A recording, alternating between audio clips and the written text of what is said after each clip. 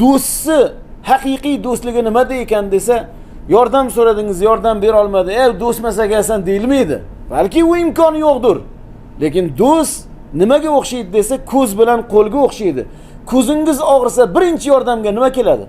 Qo'lingiz keladi. Qo'lingiz og'risa birinchi yig'laydigan nima? Ko'zingiz.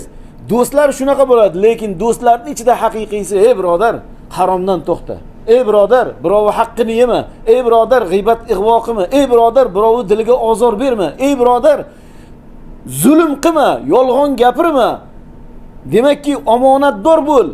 Oxiratni unutma, ibodatingga beparvo bo'lma, ota-onangning xizmatida bardavom bo'l.